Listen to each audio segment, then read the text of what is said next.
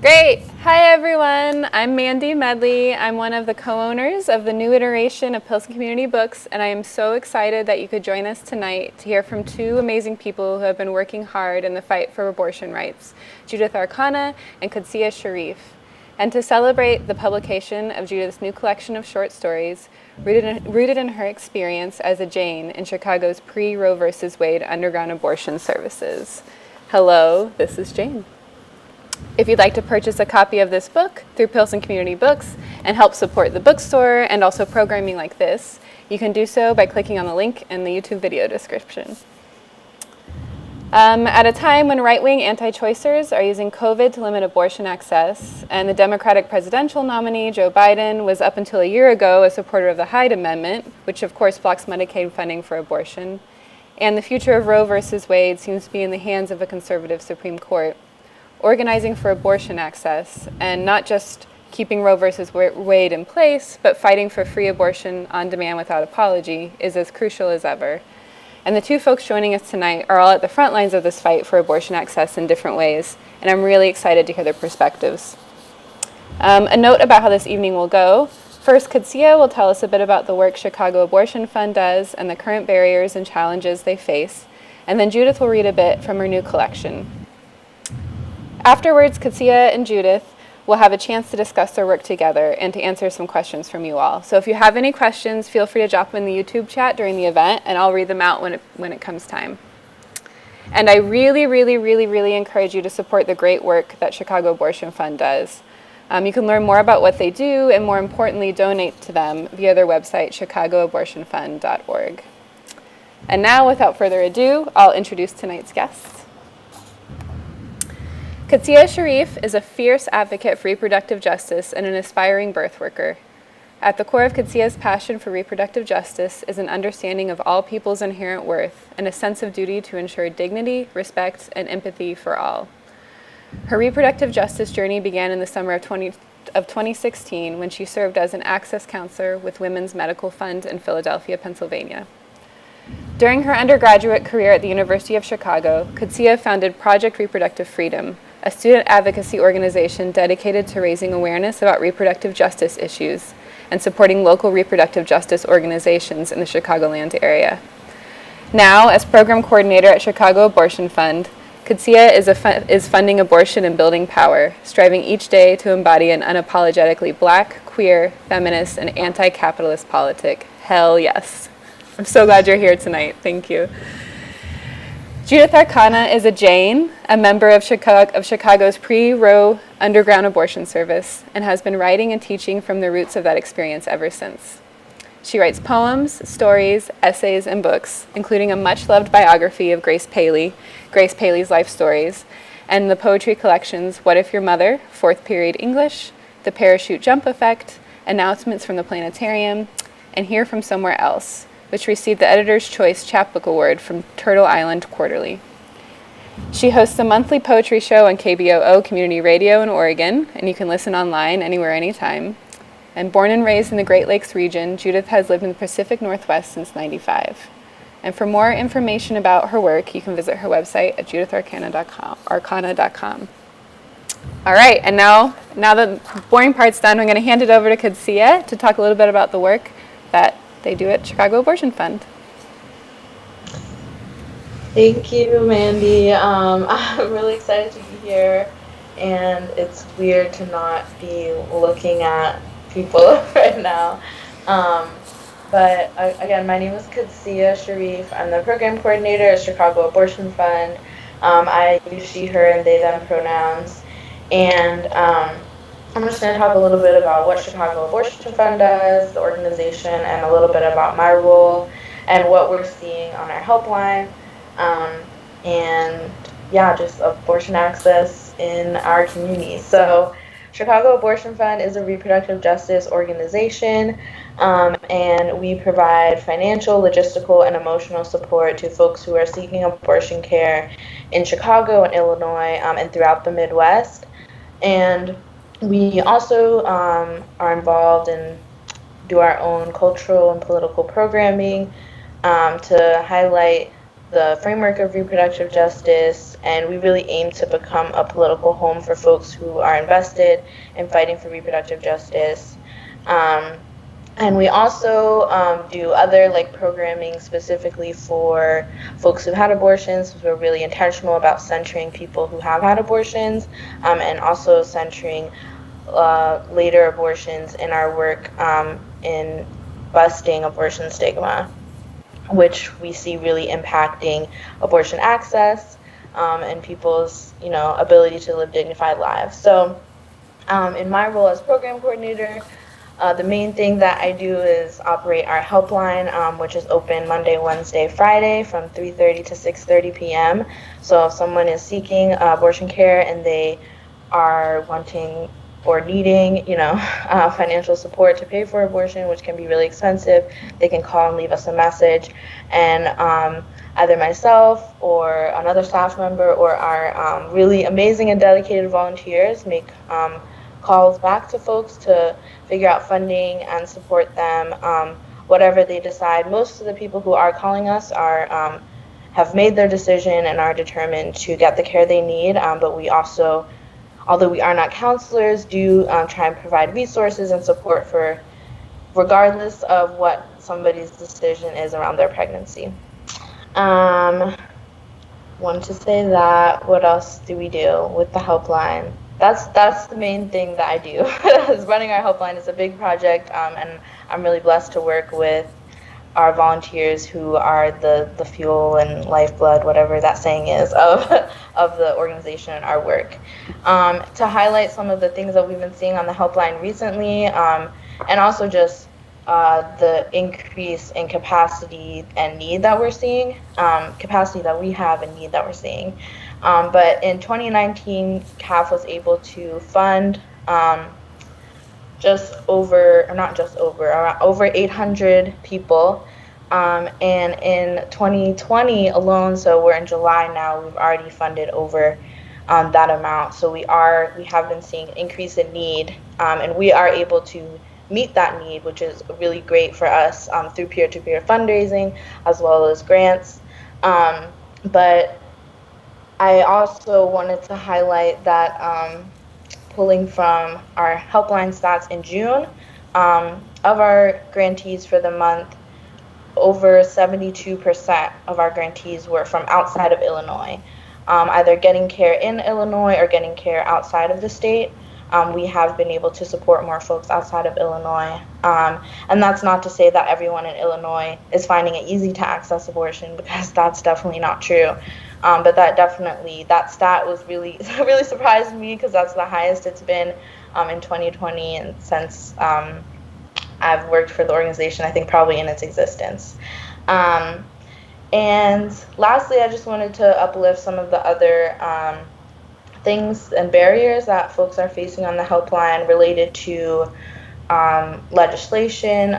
We have been fortunate to have HB 40, which mandated Medicaid coverage for abortion care in Illinois, and that was a really important win for our movement, and we have definitely seen how that has increased access for folks who are Medicaid eligible, but there are definitely still barriers in terms of accessing medical insurance through the state, and there are still so many folks who don't qualify for that, and we don't have mandated private insurance coverage. So if folks have a really, insane deductible, or their employer can decide not to have abortion care covered, it just has to be covered at the same rate that other pregnancy maternity care is. And so the way that we see that show up is that, being able to put the average cost of an abortion in Illinois is between $400 and $500 for under 12 weeks. And so that's a lot of money, particularly in a pandemic, to be able to just put towards an essential medical procedure. And we've definitely seen how the pandemic, as well as rampant police violence, have forced people to, just like capitalism has just put people in positions where they don't have money. And if you don't have money for food or bills, rent, you definitely don't have hundreds to put for an abortion. So a bit of a rant there. But I just wanted to uplift the ways that policy that can be really hard to digest really impacts people's lives. And I also wanted to give a shout out to our independent abortion providers, and the incredible work that we have seen from our independent providers in this increase of need during the pandemic. And they really deserve all of our support because they are providing the majority of abortions in the nation. They're supporting communities in ways that we don't see everyone doing. So just wanted to give them a shout out. And we're really proud to work with some really great independent providers in the Illinois region and also beyond. So yeah, that's Chicago Abortion Fund. And just as program coordinator, we're a small staff. It's just myself and the amazing Megan, our executive director. And so as program coordinator, I kind of just do whatever I can. As a small nonprofit, that's just what we have the capacity to do. And again, our volunteers make so much possible, and our board as well. It's really great to be a part of an organization like this. Although nonprofits will not, nonprofits will not save us. Chicago Abortion Fund is a really great organization. I'm proud to be a part of it. Thank you so much, Qudsiyyah, for sharing that. That was very, very energizing. And again, everyone, please go to ChicagoAbortionFund.org, check out more of the work they do, donate to support them, find out how you can volunteer. They really are they're at the front lines of this work, and they're so, so, so important. And now I would love to hear, Judith, would you like to read a little bit from your collection? I can turn it over to you. Sure. All right. Okay. Yeah. Before I start, though, I want to say one of the things that Qudsiyyah said was really striking to me because I've lived in the Pacific Northwest now for 25 years. But of course, I lived in Chicago for many, many, many years before that. And when I came here, I discovered that the local abortion fund, just like what you said about outside of Illinois, was getting at some points even more calls from people who were in Idaho, big numbers from Idaho for the obvious political reasons. But eventually what happened was 4 states got together and created a much larger fund out here, which is cool. But still, whoa, when I heard you say that, Qudsiyyah, I thought, oh, look at that. And that must happen in a lot of parts of the country where there's a state or a region where things are at least doable, if not to say, dare I use this word, good. And everybody nearby comes to the places where it's good. So very interesting. Same deal for you folks. Okay, now I will do my job.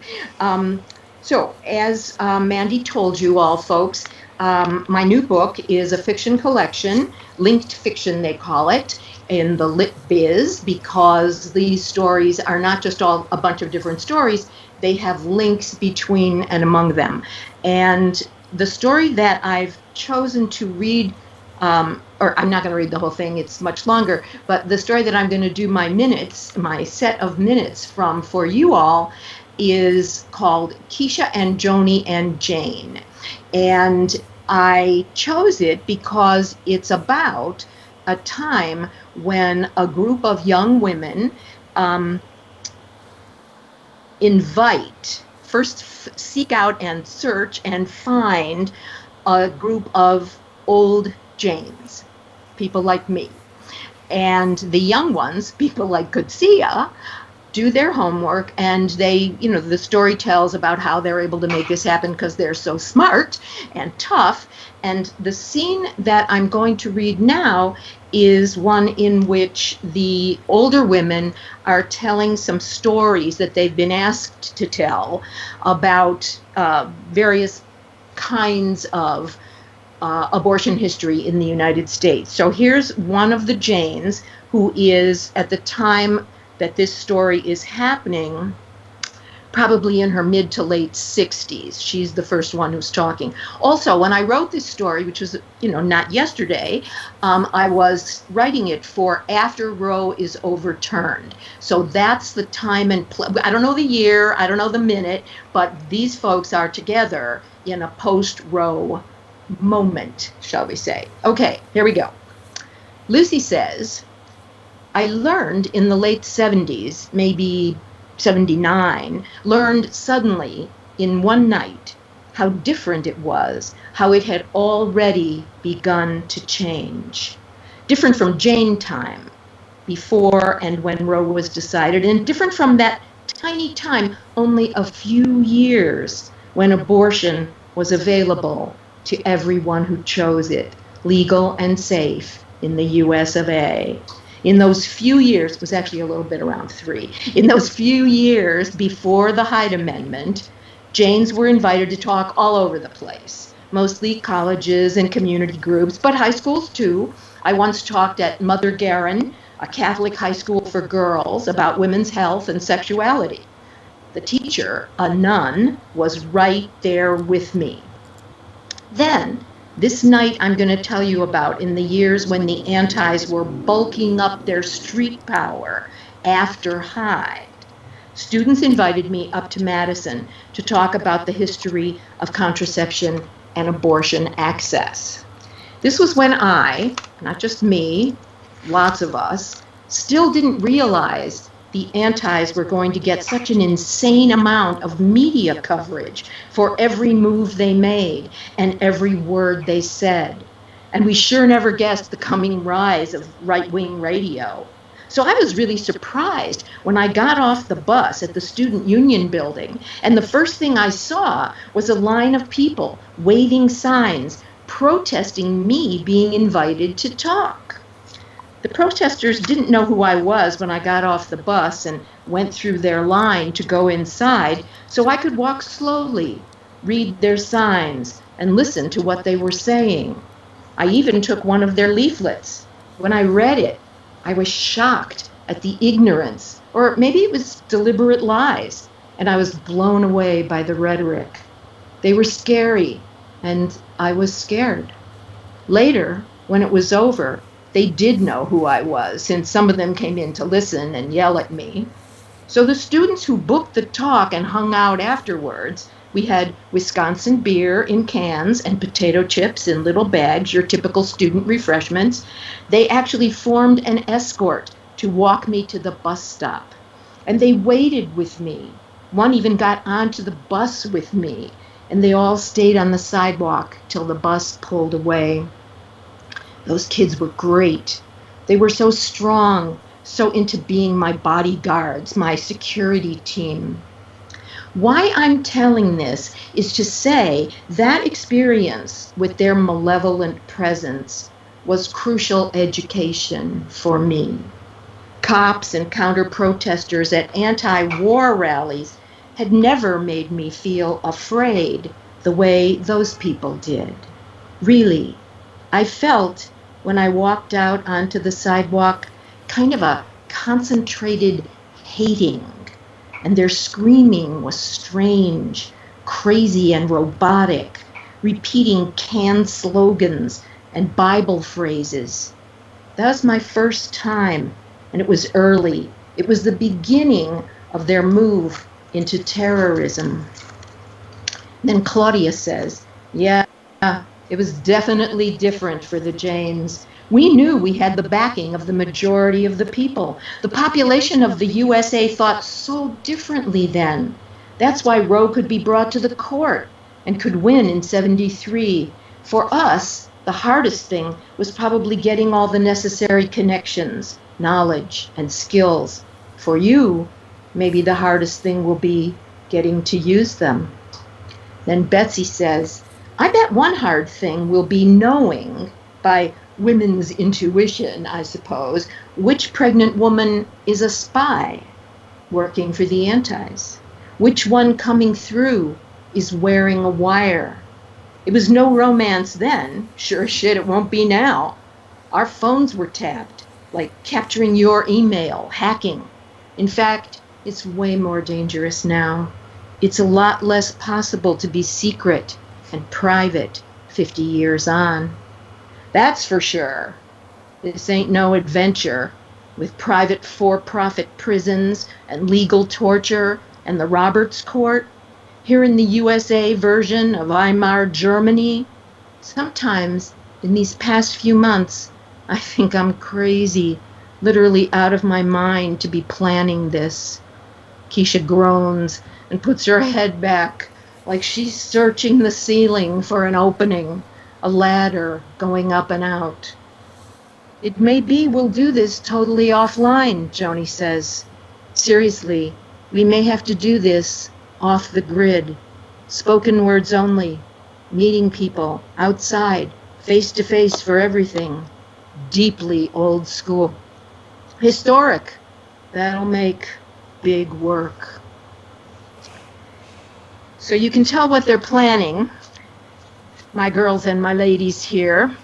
And of course, I'm sure you both know that as we speak this very minute, as these folks are with us online right now, all over this country, and of course in other countries as well, there are people already doing what the Janes did in a variety of ways. They're bold, and their situation, as I have fictionalized here, is far more dire, oddly enough, than it was for us. Not that ours was cushy, mind you, but whoa, it's a different scene thanks to, if that's the right phrase, the anti-abortion movement. So that's my reading, team. Great. If you two are up for a little bit of conversation, I would love to hear about y'all's work in dialogue, both what you did back then, Judith, and your work writing now, and then, of course, the work that you're doing now, Qudsiyyah. So I'm going to put you both on the screen, just FYI. And to get it started, I had a question. I know we talked a bit about this before this started, but both of you guys and your work center the stories of people who have had abortions. And in this new book, obviously it's fiction, Judith. Why did you choose fiction? And Qudsiyyah, how do you find that centering people who've had abortion stories helps to further the work? Okay, I'll do it first. I chose fiction. I've actually written many essays and poems, nonfiction stuff. The very first one was on the 10-year anniversary of the Roe decision in a Chicago newspaper. I'm embarrassed to say I don't remember which one, but I wrote an op-ed piece. So I've done stuff that's not fiction, writing about abortion and the Jane history and so on. But this time, I wanted, first of all, not to poach on any of my colleagues' real lives. So I wanted to make up characters at the same time that I was strongly aware that obviously I was depending on my memory and thinking about, so how did I feel about this? Or like that time we got busted. I was one of the abortion 7, as the newspapers called us. I have strong memories of being in the lockup and various other aspects of that experience. And so I could use those at the same time that I could just make up anything I wanted to serve what I was feeling and wanting to be my goal with these stories, which is, of course, to give people both information and sparks of energy about doing the work. So I'll stop with that. Qudsiyyah, you're on. Yeah. Well, I think in terms of our work, it's really important that we are centering people, because I see like people at the center of abortion, and when we decenter people from something that is about people and our bodies and our lives, I think that only works to benefit like narratives from antis. I was thinking about the other, I think later on in the section you just read from, Judith, about or it kind of included in that, but yeah, like how the rhetoric and like the history of how the anti-abortion movement, like in the U.S. And beyond, just how we as in like a greater community, even within like pro-choice, pro-abortion spaces, adopt language that is produced and like further stigma and doesn't actually work to do the work of what I think we should be doing, which is like liberation. And if we are stigmatizing some abortions or stigmatizing some decisions, some people, that doesn't work to free us all. And I think Chicago Abortion Fund takes note from organizations like We Testify that are specifically about people who've had abortions should be at the center of conversations about abortion. And there's no reason to that it should be any other way. And as someone who hasn't had an abortion, I think it's important as like a member of our organization that we do work and we are invested in like leadership development of folks who have had abortions, of our grantees, like I said, providing a political home for folks to develop in that way. Yeah, I'm glad you added that your part included what I included later, and I think about this a lot. In fact, I think about this, perhaps I might even use the word fanatically sometimes, the idea that their language is now the language, so that even the good guys use their language and say things like pro-life. What? That is not the name of the anti-abortion movement. The name of the anti-abortion movement is the anti-abortion movement. They are not pro-life. That's not their deal. There's a whole riff, this might be what you're thinking of, Qudsiyyah. There's a whole riff by one of the young women about they don't do this, they don't do this, they don't do this, etc. Why did we adopt that language? Why did we start using the word choice instead of the word abortion? Now we, the good guys, are back to talking about what actually is real. But for a while there, running scared, I think our movement was not at the top of its game.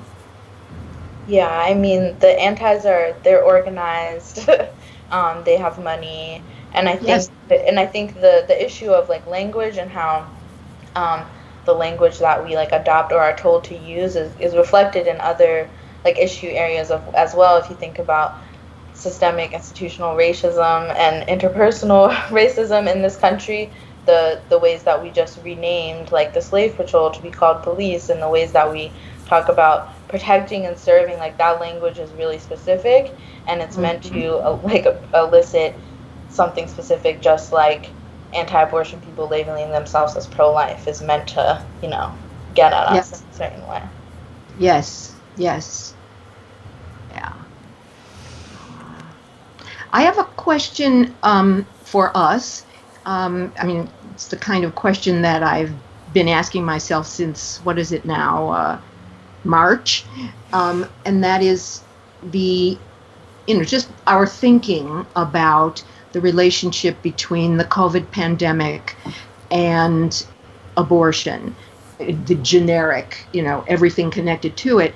And I noted that you did mention this, thank you, in your initial remarks. I've been thinking a lot about what happened when people got shut down and had to stay home, and how many more abortions were needed because of, in the same way, and unfortunately for some of the same reasons, that domestic violence, that's also a euphemism, which is to say the beating of women and children, all of that got bigger and bigger when people got locked up together and could not leave home, and the need for abortion, and indeed for contraception. If you don't have it at home, and if you're not one of the people who has it in your body for however many weeks or months, that's it. You're out of luck.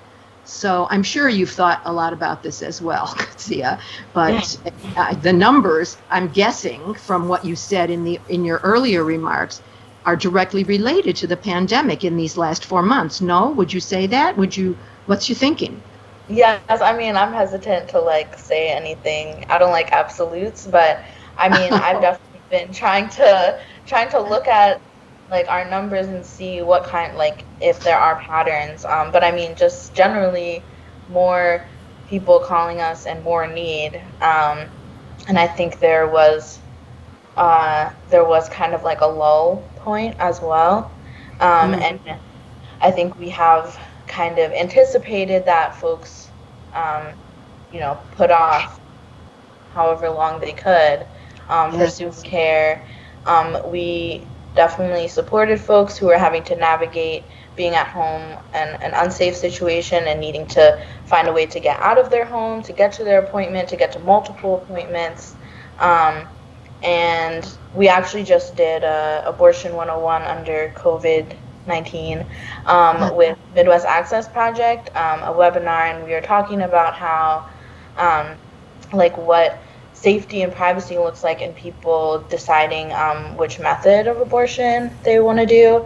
And so, like during the pandemic, the different circumstances of people being at home might, someone who might have favored medication abortion. That might not work for them if they're at home now with their kids 24/7, and they might need to do a surgical, or for the same reason, someone might not want to do surgical because they want to be home with their kids, so like framing one as more private than the other, it really depends on the individual circumstance. And I mean, just from our conversations with folks on the helpline, every abortion is different and every person's reason is different. And so, and under the pandemic, I mean, I'm just like, nobody has money. That's what I'm thinking about all the time. Like, and it's so real. And I mean, nobody had money before, like.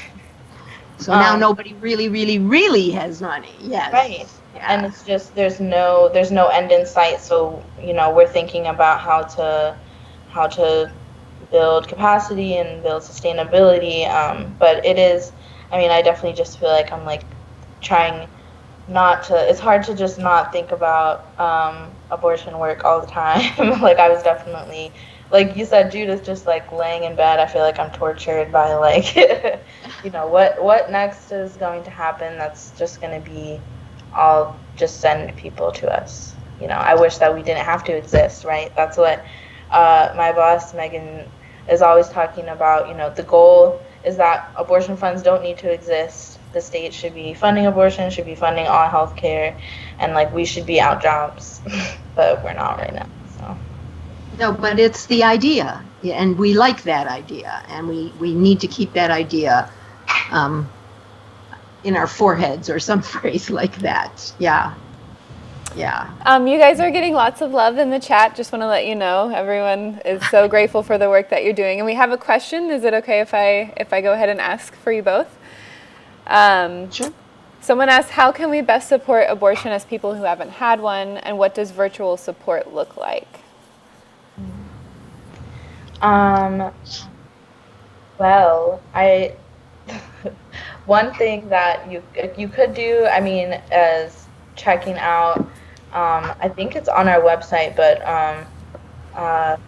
recently, not that recently, like time, what is time? But one of the CAF co-chair, Diana Ariano, made an amazing toolkit for how to support a friend who's having an abortion, and it literally just has like, here's something to say when someone tells you that they're having an abortion, instead of, what we're normally taught to say or what our instinct might be to say. And I know that I think Chicago Women's Health Center just did an abortion companion training. So if you're interested in getting trained as like an abortion doula companion, that's something that anybody can do, and you don't have to have had an abortion to support someone through it. And I think also just like talking to the people in your life about abortion and why you care about abortion access. I always say that that's like one of the most exciting things about when we do our peer-to-peer fundraising is just getting to talk to people in my life about why I'm so passionate about this and why I think that more people should be talking about abortion.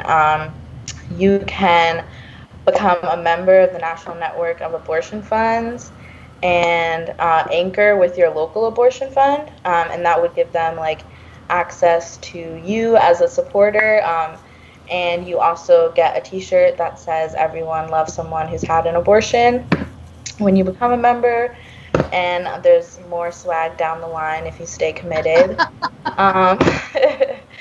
And I don't know, I could go on about more things. Did you want to add, Judith?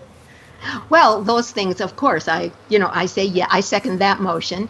And I also encourage all of us to make the connections politically, socially, culturally between abortion health care and other concerns in our lives, in everyone's lives, like when we're voting and when we're at meetings, or even when we're just talking with pals, online, on the phone, or as I like to do with my pals, walking down the middle of a small street 6 or 7 feet apart, masked or unmasked, and talking to say this stuff, to actually bring this into ordinary conversation and to make those connections, which of course is not difficult since they are all connected. And the people that we choose to either represent us or to be on the same team as, we need to know where they are on the spectrum of positions. And that helps us, I think, to know where we are on the spectrum of opinions and actions. So I would just add that. Yeah. Piggybacking off of that, if you haven't, I think I've said it before, Chicago Abortion Fund is a reproductive justice organization. If you haven't read or heard about reproductive justice and what that framework, who coined it, I would just, you could Google reproductive justice. You can also definitely, on CAF's website, ChicagoAbortionFund.org, we have a reproductive justice reading list that was created by a former board member. And that's a great place to start in terms of some readings about what, not just more than abortion, because, like we know, Roe v. Wade is not like the end of abortion, right? Yes. Yeah. There's so much more to it. Like Judith said, we can talk about birth justice, gender justice, housing rights, healthcare. Those are all economic justice, all connected to reproductive justice. Yeah. I'm going to put in a plug for my website's Jane page. You made me think of this, Qudsiyyah, by talking about the CAF website. On my website, JudithArcana.com, there's a Jane page that has also a listing of books and movies, and also links to all kinds of both organizations and specific events like this one. Soon there'll be a link to this one, and on and on and on, because, like what you said, we'd like to not have to do this, but that time has not yet arrived, and so the Jane page lists get longer. And joking aside, I think that stuff is valuable. I think that whatever form we choose, whether it's watching a movie, reading a book, going to a meeting, all of the above, and 16 more, or 11 more, all of those things can be what I called before the sparks that will help us go where we need to go to do the meaningful and useful work. Yeah. Judith, I had a question for you. How do you see your underground abortion work in the past? How do you see it relating to what CAF does now? The similarities, the differences? Obviously, it was a much different time, but I would like to hear a little bit more about the connections that you see. Well, interestingly enough, I don't know how Years ago, I talked about this with Tony Bond, the woman who was the first CAF person I knew, and maybe even the first abortion fund person I knew. But as soon as I heard about funds, and in particular, this was, of course, in Chicago, the Chicago Abortion Fund, I thought, these people are Jane-like. And what that meant to me at the time was they are doing direct action.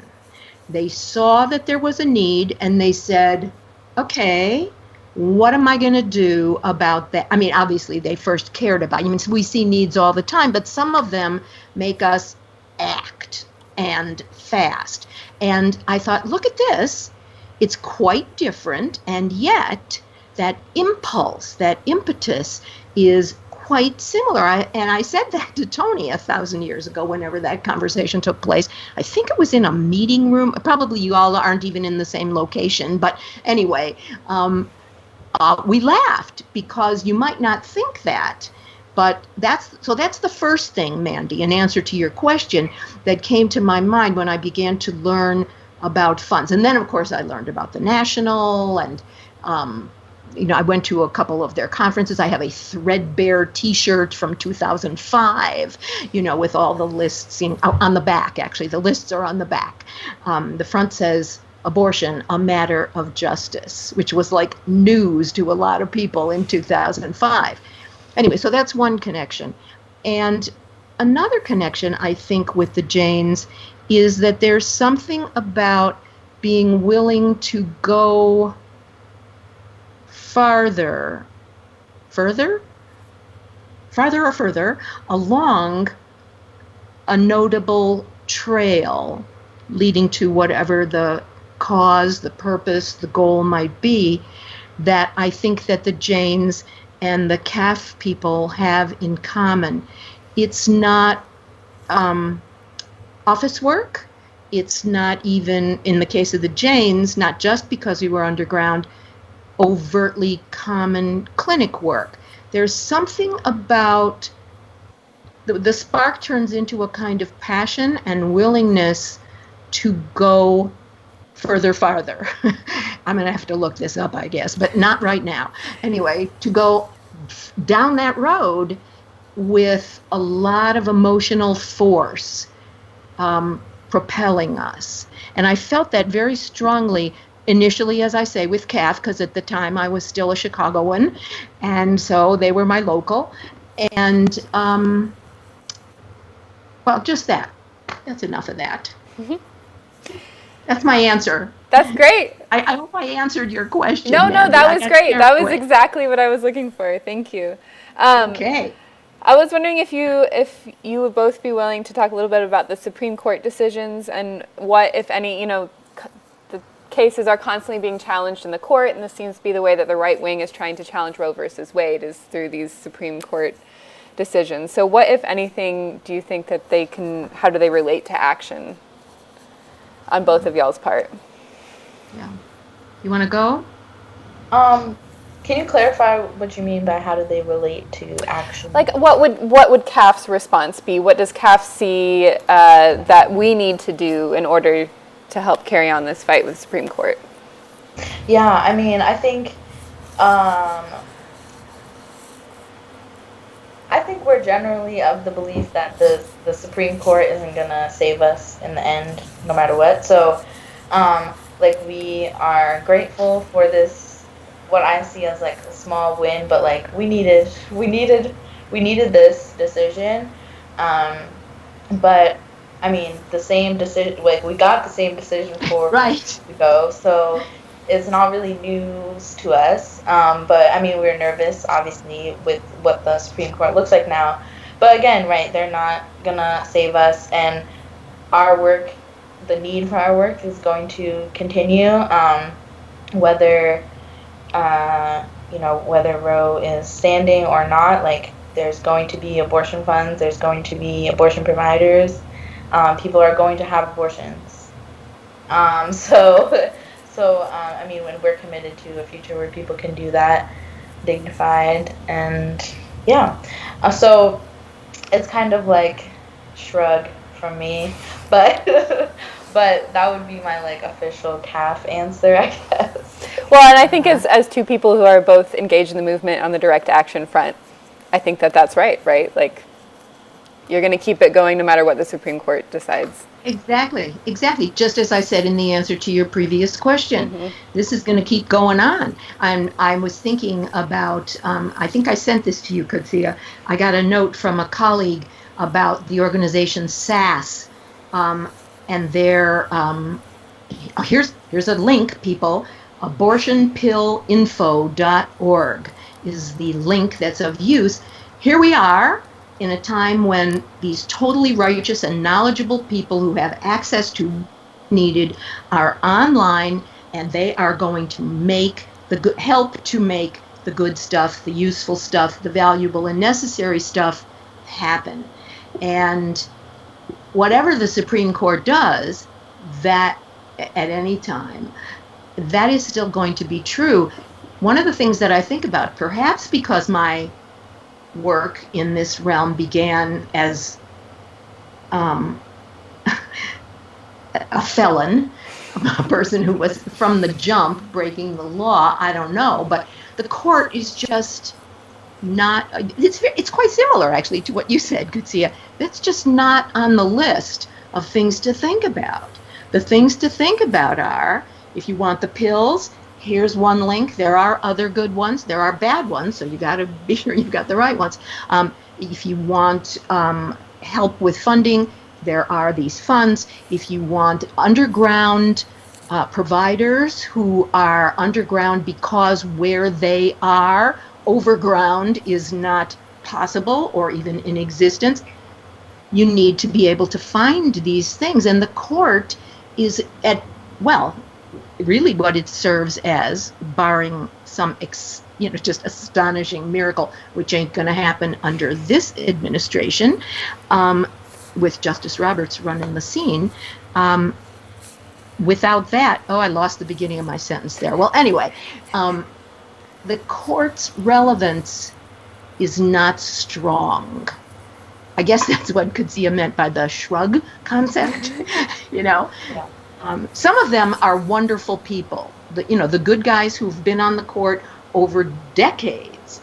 Some of them have been extraordinary people. Thurgood Marshall comes to mind.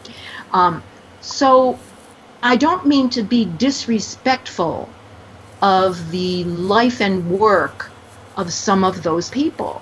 But the court itself and what they decide to do or not do, or allow other people to do with the way they move the laws around, is just not first base when you're running around the bases getting this work done. Yeah. That's a Chicago reference. I used to live near Wrigley Field.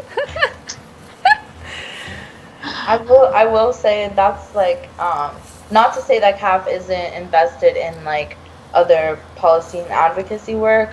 We are in coalition with other organizations, other mostly reproductive health and rights organizations that are advocating, and also with Illinois Caucus for Adolescent Health, which has been the leader in the fight to repeal parental notification of abortion in Illinois.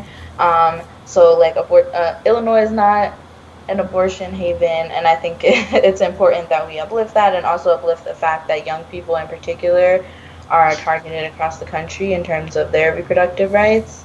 And so there are still wins that we can fight for in Illinois, and at the same time, while we can hold true that the Supreme Court isn't going to save us, and that the state isn't going to save us, legislators aren't going to save us, but we can still be fighting for the wins that we do need, the rights that we do need, and like I said, following the lead of youth leaders, I think is really like exciting that there are so many opportunities for young people to be involved in this work, and organizations like ICA that I mentioned are just a really great reference. I think Megan was saying the other day, like every state, every city needs their ICA. They're really great. And I mean, thinking about how Illinois is situated in the Midwest, we can also still be supporting and working with other regional organizations to improve the hostility to abortion rights and justice in those states as well. Thinking about like Indiana in particular, we support a lot of folks from Indiana traveling to Illinois and also getting their abortions in Illinois. So, and Missouri, there's a lot of restrictions in other places that we don't necessarily have in Illinois, but that we can still be cognizant of, that they need to be repealed and brought down. Definitely. I want to add one more thing, and that's that if you read, which I have done in a moment of just insane passion, if you read the text of the Roe decision, I'm not recommending it, I'm just saying if you did, you will find that actually the Roe decision itself was not a gift. The Roe decision does not put the choice, as we say these days, whether or not to have an abortion to the woman. The Roe decision is about the medical industry. It is doctors who have the power, not the women who are considering and or literally choosing to have abortions. So even, when you deal with the courts, you're dealing with a kind of, that word double speak. We're talking triple speak or fourple speak, because it's not really about our lives. It's about other stuff, which is why I'm attitudinal about just, let's get about the business here. Well, I think we're nearing the end of our time, which I'm so sad. I feel like we're just getting into a good discussion. But I wanted to give you both the chance to talk about something that you want to talk about you didn't have a chance to, or just any final comments. And also, again, plug where to get involved. Do you want me to go, Judith? Sure, go ahead. Okay. Well, there was something from your reading actually that I wanted to highlight in terms of like technology and like the power of having so much information on the internet, but also the risk that poses, because of how hard it is to be secret and stealth on the internet, and how much surveillance, like we live in a surveillance state, period. And so I wanted to like hold that, because that's a very stressful, but also say that there's a lot that we can get from technology, and I've been excited to be like learning from folks, particularly in like the abortion work sphere, about how we can be using data security and things like that to protect our work, and protect our individual privacy as well as organizational stuff like that. And the Digital Defense Fund works specifically with abortion funds and other repro orgs doing that work. And I just like, that's something that your writing, Judith, really just like kind of brought to the surface for me, because that's just it is really especially with the uncertainty of the future, there's a lot that like I want us to be utilizing the what's the word, the benefits and all the amazing things that we can get from technology and the internet, and being able to connect with people. Like we're in a virtual event right now, that's kind of wild. But yeah. And in terms of like CAF stuff to plug, I mean, I did want to say that we have started doing post-abortion community circles. So for people who have had abortions, people of any gender, and those are monthly on the second Tuesday of the month. But you can find that information on our social media and stuff. Our Instagram is super great. If you're not following us, you should go do that now, Chicago Abortion Fund. And our Twitter is Shy Abortion Fund. And yeah, I would just say if you're tuned in today, you're not from Chicago or Illinois, plug in with your local abortion fund. I think not just supporting, I mean, you can support us too, that's amazing. But also find your local abortion fund, because it's really important that we're supporting our local communities and cued in with our local communities, because we know what our community needs. I don't know what folks in California need. but I know what my neighbors need, or I should know. I can be cued into that. So, yes, mess with your local folks first. Yes. Okay, I'm going to do the same thing. I'm going to take a cue from Qudsiyyah and put a plug for my work, which is not with a specific fund or specific organization, although I have worked with Planned Parenthood and with NARAL and with NNAF and so on, because I'm a writer and it's much more solitary. Not that that's a bad thing. Solitude can be wonderful. Right now it's enforced. That's a different thing. So, of course, I write this stuff because I hope that people will read it. My very first book, not the first thing I ever wrote, as I said, that was an op-ed, but which came out in 2005, book sort of with abortion at all relationships, is a collection of poems called What If Your Mother? That's the title poem.